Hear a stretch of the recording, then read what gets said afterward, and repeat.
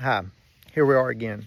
Um, this time the reading was on, we're going to be discussing with John Locke, the essay concerning human understanding. Our reading was on books 1 through 2, chapters 1 through 12. John Locke was born in 1632 in England to a Puritan family. He grew up during the English Civil War. And at the age of 14, he went to Westminster School in London, did very well in school. He wound up attending the Christ Church of Oxford. He excelled in it. He studied the Aristotelian philosophy. As time went on, though, and he matured, he grew to disagree, or he got dissatisfied, preferring to head towards more of an empirical and scientific approach than what he was studying. He published this essay in 1689. Locke, he starts off by, he rejects the rationalist portion and position, like Descartes and Plato had.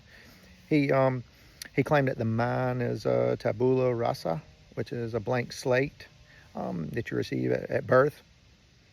Continued his Bacon's inductive method by following along with it. He claimed that the innate and the is actually knowledge gained through experience, and he explains how the mind acquires ideas.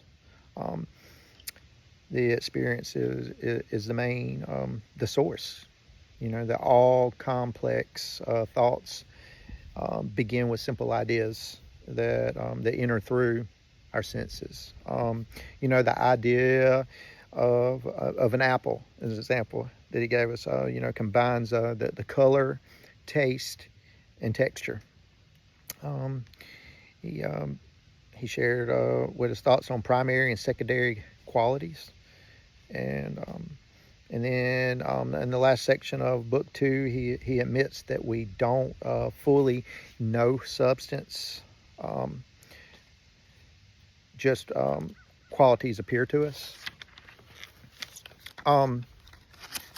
Looking at John Locke's some of his strengths, his one strength that I would say was his empirical foundation. That knowledge comes from experience. I believe that it lays the groundwork for modern science and philosophy and education. One thing to look at, even though he continued Bacon's inductive method, his view, it moved more towards psychological, and explaining how ideas form, in the human mind. Bacon was more of a scientific and methodological way. When I stop and I look at more like of a modern type view of this, a modern take is that I believe they both underestimate how the brain actively interprets data.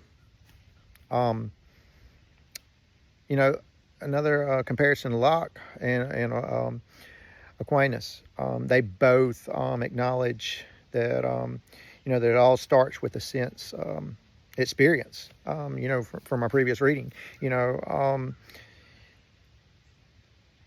but they start to separate, the how you separate the innate capacities versus the innate ideas.